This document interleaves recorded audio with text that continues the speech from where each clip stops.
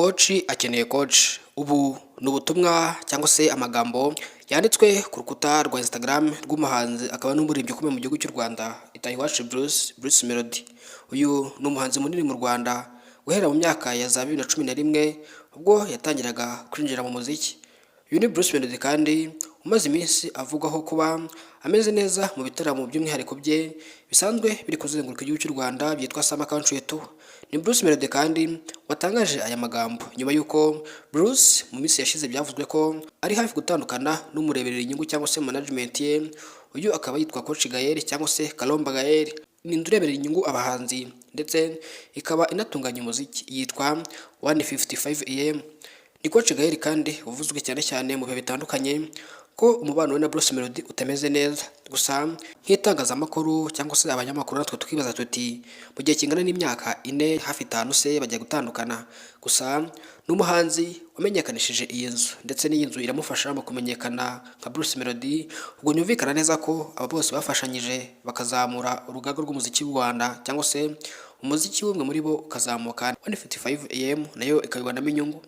Ni Bruce Melody kandi ukunze kuvugira mu marenga. Gusa mu bihe byashize yaganirijwe n'itangazamakuru rimubaza ku by'iki kibazo ntiyagira icyo abivugaho. Gusa anavuga yuko niyo atandukana na Coach Gael batatandukana nabi cyane ko Coach Gael ari umuntu utagikunda amatiku kandi ari umuntu w'inyangamugayo. Ni Coach Gael kandi wagaragaye mu mashusho mu bihe bitandukanye muri ibi bitaramo bya Summer Country Tour yizihiwe cyane mu gihe The Ben yabaga ari ku rubyiniro.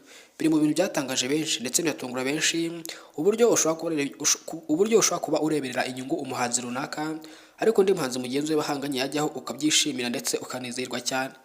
Ibi byatumye abareba kure barabitekereje ndetse baranabikeka. Gusa n'amagingo aya ngaya nubwo ubutumwa bwagiye ku mbuga nkoranyambaga abenshi ntabwo bigeze babitindaho. Gusa abarebera kure batangiye kubivuga cyangwa se birarugwanurwa ko itandukana ry'uyu muhanzi ndetse na 155 AM riri kugenda rigana ku musozo. Gusa yaba Coach Gael ntacyo arabitangazaho ndetse na Bruce cyangwa se Bruce Melody nta kintu na kimwe arabivugaho. Icyo dutegereje ni umwanzuro uzaturuka muri aba bombi cyane ko ari abantu bakuru ndetse banubahwa mu ruganda rw'imyidagaduro mu Rwanda by'umwihariko mu gisata cy'umuziki cyangwa se cy'ubuhanzi. Ni Bruce Melody kandi umaze igihe kinini muri ibi bitaramo yateguye ari kwibasirwa cyane n'itangazamakuru by'umwihariko wareba impamvu ibitera ukayibura. Ahanini bishingiye ku kuba yaba The Ben yaragize ibitaramo byiza ndetse na Bruce Melody yewe yagize urubyiniro rwiza aho wagiye ubona ko yagiye akorana imbaraga uko ashoboye. Gusa wenda aho yacitse intege ni mu karere ka Musanze byaragaragaye buri wese ko yarushijwe na mugenzi we The Ben mu buryo bugaragara. Gusa nyuma yaho yagiye yiminjiramo agafu ubona ko yakoze impinduka.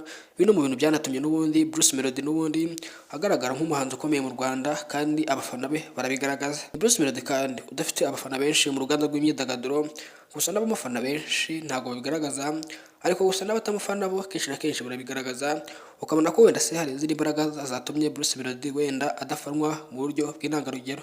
Nshuti bakunzi mudasaba kubana natwe hano wisanze ni Taifa Rwanda. Komeza udukurikirane umenye ibyacu, umenye amakuru yizewe kandi agezweho. Icyo usabwa ni ukuba inkoramutima yacu ukajya uduhorana umunsi ku wundi.